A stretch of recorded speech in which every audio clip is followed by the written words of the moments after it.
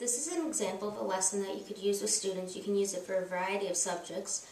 This is primarily focused on music, a music lesson though. It's a listening board, and the idea is that you provide a visual for the students as they're listening to a song. You can also do this for a reading class. It would basically be a book on tape. So as you listen to the book on tape, you can turn the pages and listen to or see the actual different parts of the story as they play out.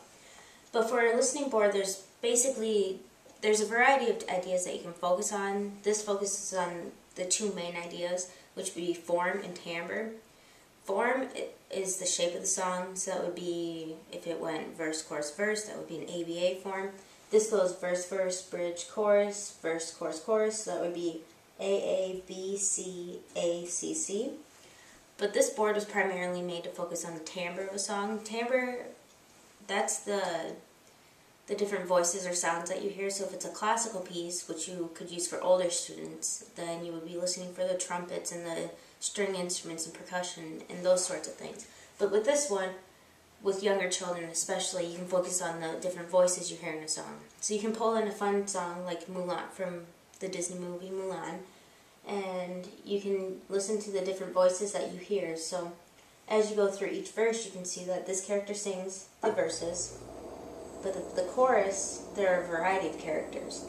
And so I'll give a little example of how you do it by playing the song, and so then you can see how you focus in the attention by pointing to each character as the song plays out, and how that would be very helpful for students to focus in their attention and not daydream as much.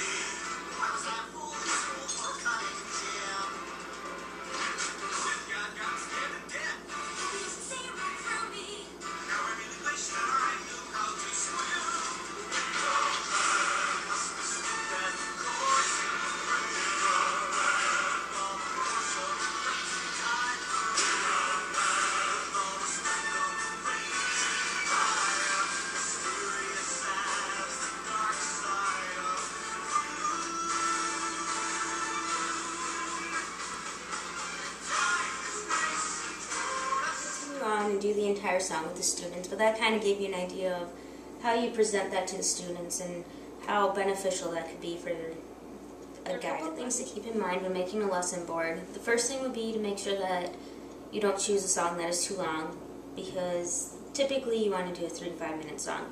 If you get too long, then you are going to lose the children's attention span, and the board is just going to be entirely too busy, which is the second point to make sure. You don't want too much going on that will distract them visually, so you keep it simple. A white background, you can do different color backgrounds, but keep a simple background with the pictures that you're focusing on as the primary image on the page. The third thing that you want to focus on when doing a listening board is to make sure that the images are big enough. These images might be a little bit too small for the children to see, but make sure that they're big enough for everyone around the room to see, and that they're representative of what they're listening for. So for this, because at the chorus you go from all the characters singing together to the one character again. So with this I use just the title of Mulan to represent all the characters together. You could have a picture of all the characters if you could find one. Just, there are many different options of course, but make sure that it's related to what you're trying to focus on. And this is a listening board.